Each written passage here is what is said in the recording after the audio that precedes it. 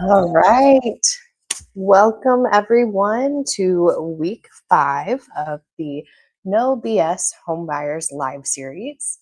If you don't know, my name is Stacy Fernandez. I am a realtor with Coldwell Banker in Lincoln, Nebraska, but this is open to everyone, everywhere, and is to educate first time homebuyers without all the pressure, the fluff, and just help educate you from the beginning to the end so you are confident so you can buy.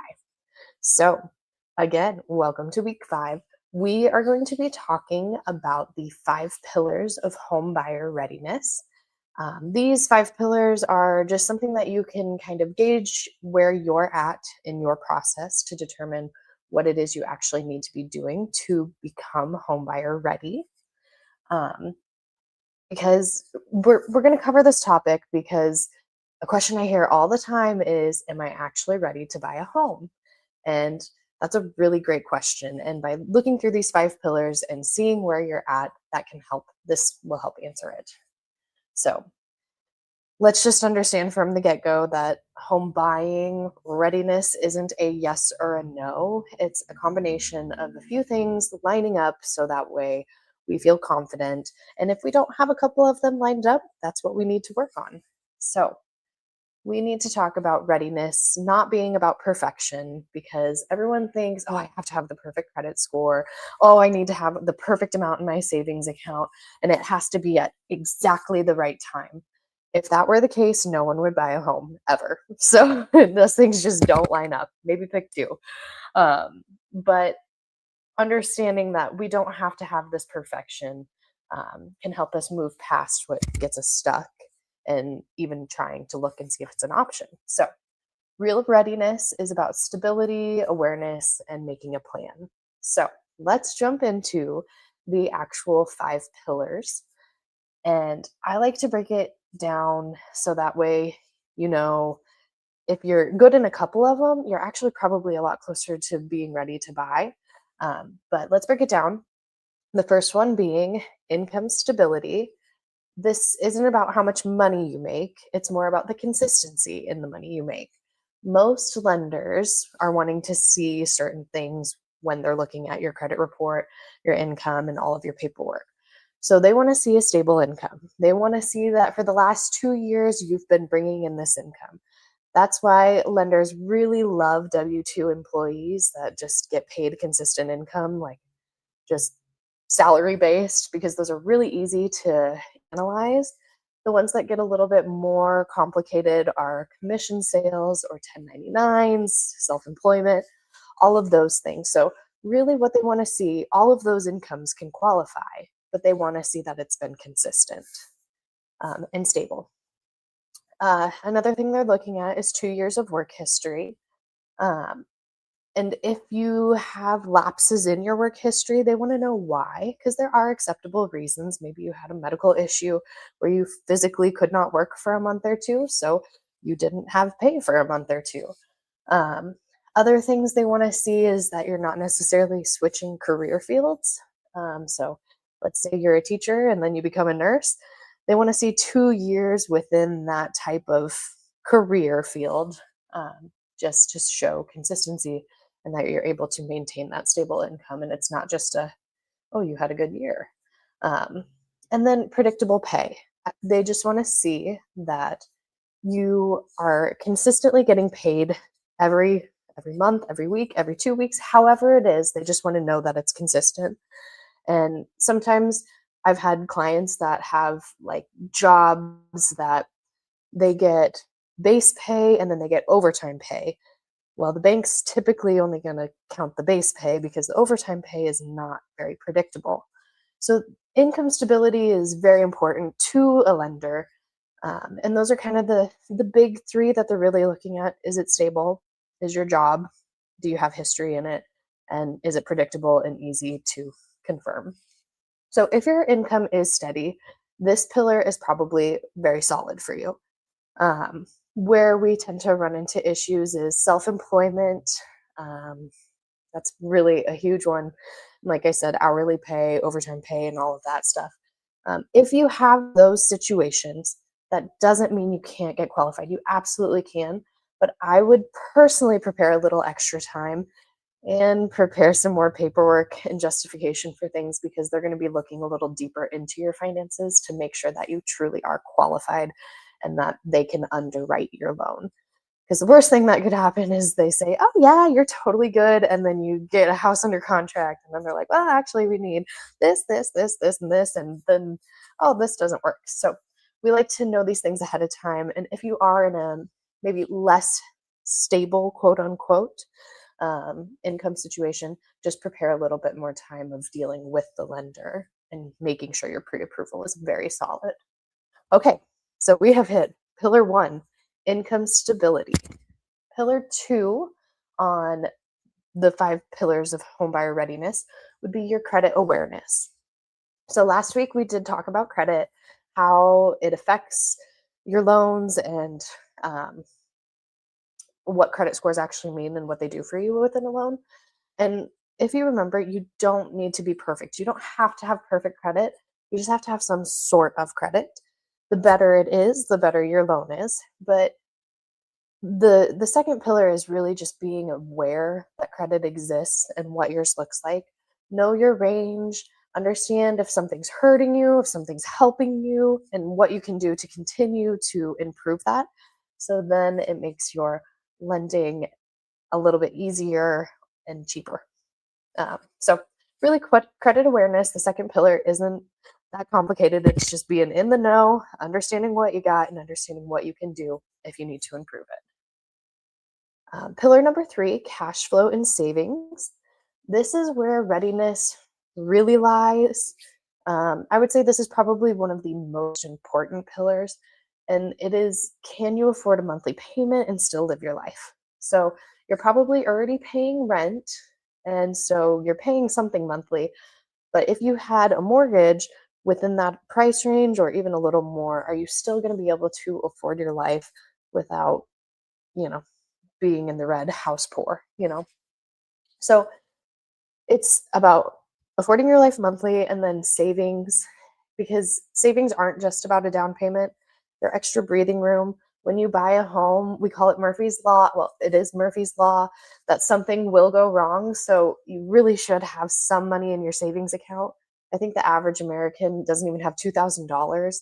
And as a homeowner, I I really hope my clients all have at least $2,000 after they close, because something is bound to go wrong and it's expensive to move. So it's nice to have those savings. So when we're looking at cash flow and savings, we just want to make sure our monthly, we are able to afford our lives once we get this monthly note. And then additionally, what kind of savings do you have after the down payment, after the closing costs, and for when Murphy's Law kicks into gear and something happens. So, like an emergency buffer, because just because you have a house doesn't mean you're living a good life if you know, can't afford something as soon as you move in. So, cash flow and savings is a very big one, probably the biggest pillar of where I want people to be the most ready before they buy, just because it is, honestly, it's pretty easy to understand.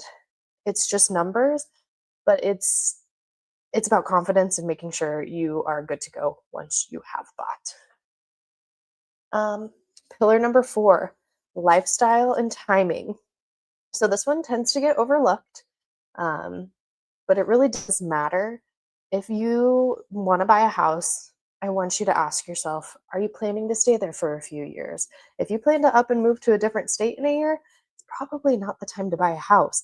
You typically don't get enough equity build to really help yourself out, and you don't get any tax benefits unless you live in it for 2 years.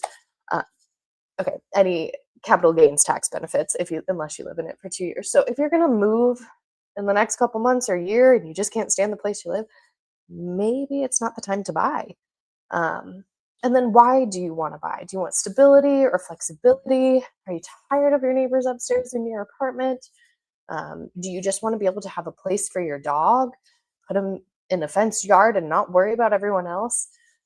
Why do you really want to buy? And if it's not an enticing enough reason and you're really stretching to make it happen, it might not be the time for you. Um, and then another one, does it align with your lifestyle? Are you traveling every week for work and you're not even going to be home, and unless you're going to like rent it out to a roommate, is if you live in Nebraska where it's the dead of cold winter and you're gone for a week when it's really cold and your pipes freeze, your house is gone. So does it align with your life and not just your finances? Is it in your best interest, and will it truly bring you the benefits that you want? This pillar I think is probably pretty easy to determine. um, it's just kind of analyzing why you want to buy a house and how that's going to look when you actually do. And there's no wrong answer, just honest ones. So just don't be afraid to look at these things just because people are pressuring you. Oh, you should be a homeowner. Da, da, da, da, da. None of their business unless they're putting the money in. All right. You need to analyze what's best for you. Okay. And the last pillar, the one I think people underestimate, and I will be honest, I am completely biased because I am doing it, and that is education and support. I don't want you to do this alone. It's a long and complicated process. There's a lot of moving parts, and there's a lot to understand. Hence why I'm doing a weekly live going over all the different topics. And as you can see, I can talk a lot about all the different topics. And we haven't even gotten into the meats and bones.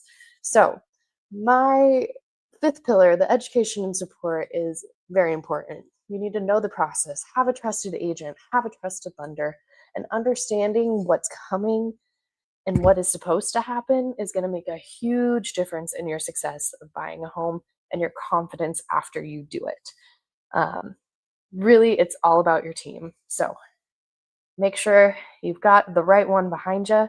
And if you need help with that, that's what I'm here for. Okay, so now that we've talked about the first 5 pillars, I'm going to add this to this slide. I've got a little check sheet if you want to kind of go through what your where your readiness is. It goes through all the different pillars, and then I just want to reiterate: you don't have to be 5 out of 5 on these. If you have one pillar, maybe not ready to buy, 3 or 4, I would say you are more than good to go, or at least very close to being good to go. But I think going through all of these pillars, having an idea, understanding where you're at, and maybe what you can work on will just help you be more confident when you are ready to buy. So if you need work on them, no big deal. That just gives you a goal of what to start preparing for intentionally. Um, Okay. If you want a copy of this, you just have to message me or reach out to me, and I will get you a copy of this so that way you can start checking off your own. And if you are in our Facebook group, you will have access to this on there. And eventually, I said it one time before, I will have my website up and running and ready with all of this stuff, and you can get access eventually. Um, I'll let you know when that happens, but until this baby comes, it's not happening. um, but yeah, so if you want that, get in contact with me. I'll make sure you get a copy. Um, so, just to kind of recap, are you ready? How are you doing on those pillars? Where are you at? Some people are ready now, and some people are 6 months out, some people are a year out. Every timeline and where you're ready is totally valid. The mistake that we run into is not understanding where we are, not understanding where we need to get, and not having anything to be actionable in getting there. So, if you're here watching this, you're already taking action and you're doing the right things, and just analyze the pillars and see what you need to improve on. So, your action step needs the most attention, not all of them, the one that needs the most attention. Focus on that next week, and then you can move on to the next pillar and the next pillar. But hopefully, understanding these different pillars and what's involved in them will help you so that you can move towards steps to be ready. So, for next week, if you need help figuring these out, reach out to me. I'm happy to schedule a call. We can go through a whole buy roadmap, determine where you're at, and I can be that person for you and help get you connected with people that are going to help you achieve your goal. Which leads me to next week's topic. We are going to be talking about your home buying support squad. So, who's in your support squad, what do they do, and how are they going to help you actually buy a home. So we're going to be talking about realtors, we're going to be talking about lenders, title companies, inspectors, all the fun people that have a vital role in home buying experience. So if there are no questions, I'm gonna go ahead and shut this down for everyone. It was kind of a quick one. Again, I expected to be having a baby today or recently. That has not happened, so maybe see you next week. But I will for sure get the information out at some point about your buying team, your home buying team. So I will see you, and if there's no questions, I'm going to go ahead and sign out. And you have a good Tuesday night. Maybe gonna sign out. It's being kind of slow.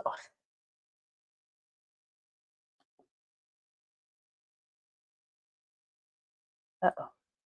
I think we're frozen.